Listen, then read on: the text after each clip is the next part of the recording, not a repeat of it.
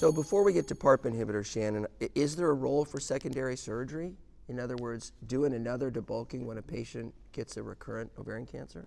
Well, I think that traditionally we've always believed that. So for a specific patient population that has maybe a single site or only 2 small sites of disease that we deem resectable in a patient population that has had an extensive interval from their last platinum-based therapy, there's a few other different factors we might choose, but we generally have thought, let's take that patient back to the operating room, completely cytoreduce down to no gross residual disease, and then complete the regimen with a platinum-based therapy. So I think that traditionally has been what we've looked at. We have several randomized trials that are either have just reported some of their outcomes or are about to report outcomes, we believe, at ASCO that I think will answer this question a little bit better in a more prospective way.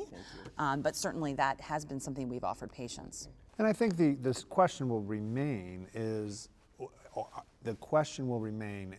is there a patient that will benefit from that? And when we look at these large trials, looking obviously at the continuum of the population, but I also, as we look forward in patients, with a median survival of some patients of 10 years, right, we're going to need to look at when or if to use surgery in different scenarios. One of the things we don't talk about is radiosurgery. I mean, in the olden days, let's say if you had a little thing next to the ureter, we'd cut her open, not robotic, we'd cut her open, resect that piece of the ureter, re-implant it.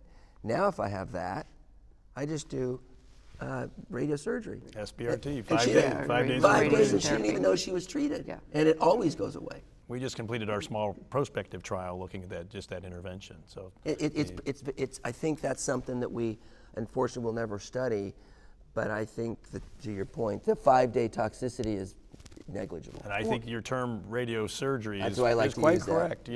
Isolated periodic nodule, something where we can manage this. We have reasonable disease control. It's not perfect, but we haven't put them through harm. And there's still a surgical option if it fails. Yeah. Well, let's not. This is we're getting a little in the weeds here, but there are options besides big exploratory X labs. There's minimally invasive surgery and the resection of that disease, and you're talking about potentially an option for other that are there. Yeah. It's just in our bag of tricks. Right? Radio frequency ablation, RFA procedures. There you go. Certainly for something that's stuck onto the liver, another way of going.